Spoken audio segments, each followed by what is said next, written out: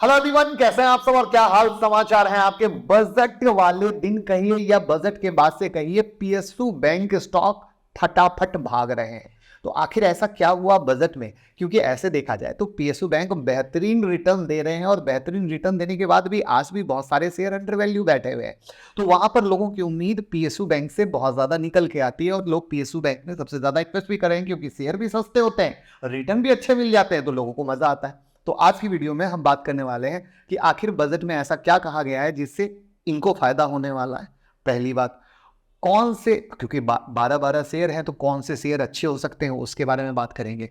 तो यहां पर मैं आपको बता दूं कि बजट की सीरीज हमने स्टार्ट की है, जिसमें पहली वीडियो हमने बनाई थी बजट एनालिसिस, फिर बनाई प्रधानमंत्री आवास योजना से, फिर हमने बनाया सनराइज स्टॉक कौन से हैं, और आज पीएसयू बैंक।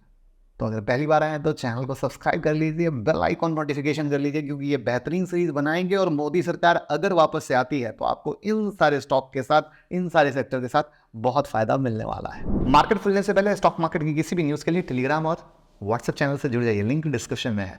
और आपके स्क्रीन पर दिख रहा है बहुत सारे फीडबैक कि कैसे लोग हमारे यूट्यूब मेंबरशिप से ज्वाइन करने के बाद क्या प्यारे प्यारे फीडबैक दे रहे हैं। ये है पावर लर्निंग की। तो आप यूट्यूब मेंबरशिप से 799 रुपये पर मंथ के चार्ज में जुड़ सकते हैं। हमारा परिवार यूट्यूब मेंबरशिप पर बढ़ता जा रहा है क्योंकि हम कुछ लाइफ में वैल्यू ऐड दे रहे हैं। तो अगर आपको लगता है कि हम जो ये फ्री वीडियो में इतना वैल्यू ऐड दे रहे हैं तो वहां पर मेंबरशिप में कितना कुछ मिलेगा, तो आप ज्वाइन कर सकते हैं। तो देखिए, फाइनेंस मिनिस्टर ने बजट में बोला कि सरकार डेट सिक्योरिटीज यानी बॉन्ड के जरिए 14.13 लाख करोड़ रुपीस मार्केट से उठाएगी यानी जुटाएगी। यहां पर इसका सबसे ज्यादा फायदा पीएसयू बैंक को होगा, राइट।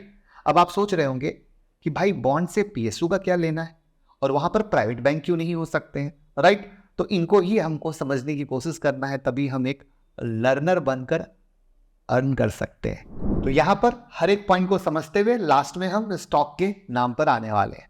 तो यहां पर पीएसयू बैंक की बात करें तो पिछले दिसंबर में एक मल्टी ईयर ब्रेकआउट दिया था, 13 साल के लंबे जोन को तोड़ते हुए एक वन वे डायरेक्शन में जा रहा है। टोटल 12 स्टॉक हैं अगर हम पीएसयू सेक्टर में बात करते हैं, जो आपके स्क्रीन पर दिख रहे हैं। और लास्ट 2 से 3 साल के रिटर्न की बात करें तो लगभग सभी स्टॉक ने 3 डिजिट रिटर्न दिए हैं, सिवाय एक के जिसका नाम है SBI, state bank of India. वहीं पर अगर आप Indian overseas bank, union bank, UCO bank जैसे शेयर देखोगे तो क्या है, मल्टी बैगर बन चुके हैं। तो सवाल आता है, इतनी मल्टी बैगर रिटर्न वाली बम्पर रैली के बाद क्या पीएसयू बैंक में ग्रोथ बाकी है? तो वहीं पर हमें क्या अपडेट हो रहे हैं, क्या तब्दीली हो रही है, क्या बदलाव हो रहा है, क्या घटनाएं घट रही है, उसको अगर हम समझते हैं तो हम समझ पाते हैं सही क्या है और गलत क्या है। और वहीं पर पिक्चर में आता है गवर्नमेंट बॉन्ड। जब प्राइवेट कंपनी को पैसे रेज करने होते हैं तो बिजनेस के लिए वो आईपीओ लाते हैं या एंजल इन्वेस्टर से लेते हैं, और भी कई तरीके हैं। लेकिन जब सरकार को ऐसा करना होता है तो वो बॉन्ड को इशू करते हैं जिसमें लोग इन्वेस्ट करते हैं। बॉन्ड इन्वेस्टमेंट का सबसे सेफ तरीका माना जाता है। 2023 में एफपीआई ने डेट मार्केट में 28,000 करोड़ रुपीस का इन्वेस्ट किया, वहीं पिछले साल 2022 में 9,000 करोड़ रुपए का था। ऐसे में दुनिया की one of the top banking and finance company JP Morgan chase and company ने इंडियन गवर्नमेंट बॉन्ड को अपने इमर्जिंग बॉन्ड इंडेक्स में ऐड किया। 20 जून 2024 से ये ऐड हो जाएगा, यानी हम खड़े हैं फरवरी में, ये जून से हो जाएगा, जिसका इंपैक्ट दिखेगा। तो कंपनी ने कहा है कि 23 इंडियन गवर्नमेंट बॉन्ड जिनकी कुल वैल्यू $330 मिलियन है, उनको इस कैटेगरी में रखा गया है। कंपनी के इमर्जिंग इंडेक्स में इंडियन बॉन्ड का 10% वेटेज होगा और गवर्नमेंट सिक्योरिटीज का मेजर पोर्शन बैंक के पास है, और उसमें भी पीएसयू बैंक के पास सबसे ज्यादा है। और इसीलिए प्राइवेट बैंक की बात नहीं हुई कि बॉन्ड जुटाने में पीएसयू बैंक को क्यों फायदा होगा, क्योंकि सबसे ज्यादा बॉन्ड किसके पास है, पीएसयू के पास है, प्राइवेट के पास नहीं है। ठीक है, वहीं पर मैंने कुछ स्क्रीनशॉट आपके सामने स्क्रीन पर लगाए हैं। जैसे कि अगर हम बात करें तो बॉन्ड लेवल पे तो यूको बैंक आपके सामने स्क्रीन पर दिख रहा है, ठीक है। तो इस तरीके से हमने आपके सामने स्क्रीन पर बैंक ऑफ इंडिया का भी लगाने का कोशिश किया है, जिससे कि आप समझ सकें कि कहां पर क्या कंडीशन है। और ऐसे ही हर सरकारी बैंक का डेटा आप चेक कर सकते हैं। फाइनेंस मिनिस्टर के इस फंड रेज अनाउंसमेंट से इंडिया के 10 ईयर बॉन्ड प्राइस की वैल्यू भी बढ़ेगी, जो कि एक बहुत पॉजिटिव फैक्टर रहेगा। और इसका सीधा फायदा पीएसयू बैंक को होगा, क्योंकि ज्यादातर गवर्नमेंट बॉन्ड मैंने क्या बताया, पीएसयू बैंक के पास है। तो ये एक डायरेक्ट रिलेशन है पीएसयू बैंक और बॉन्ड मार्केट का।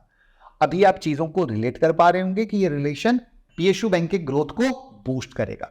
अब इतने सारे पीएसयू बैंक हैं तो ये समझना थोड़ा मुश्किल होगा कि टॉप में कौन से हैं, राइट। तो यहां पर हम लोग इसके लिए NIM को देखते हैं, नेट इंटरेस्ट मार्जिन, क्योंकि वही उसकी इनकम है।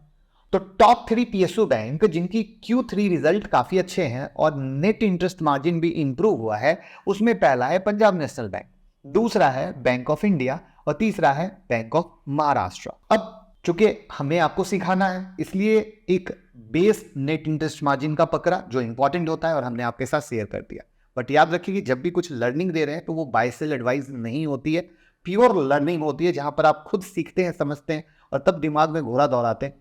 PNB शेयर क्यों भाग रहा है? तो अच्छा, NIM इसका बहुत अच्छा आया है, इसीलिए भाग रहा है। आप समझ पा रहे हो मेरी बात को? तो ये लर्निंग हम देने की कोशिश करते हैं। वहीं पर अब एक बोनस पॉइंट देख लेते हैं। गवर्नमेंट सिक्योरिटीज यील्ड और गवर्नमेंट बॉन्ड प्राइस एक दूसरे के इनवर्स चलते हैं, जो आपके सामने स्क्रीन पर भी दिख रहा है। गवर्नमेंट सिक्योरिटीज यील्ड में गिरावट की वजह से इंडिया अपनी फिस्कल डिफिसिट को कम कर पा रही और पिछले साल फिस्कल डिफिसिट इंडिया का 5.8% ऑफ GDP था, जो इस बार कम होकर 5.1% हुआ है। फाइनेंस मिनिस्टर ने बोला है कि 2025-26 में ये 4.5% भी हो जाएगा। फिस्कल डिफिसिट को शॉर्ट टर्म में समझे तो सरकार की टोटल इनकम और टोटल एक्सपेंडिचर के बीच का डिफरेंस होता है। जहां एक तरफ ग्लोबल वर्ल्ड अपने बोरोइंग पे कंट्रोल नहीं कर पा रही है, वहीं इंडिया ग्लोबल बोरोइंग पर सिकंजा कस रही है और उसको कम करने की कोशिश कर रही है।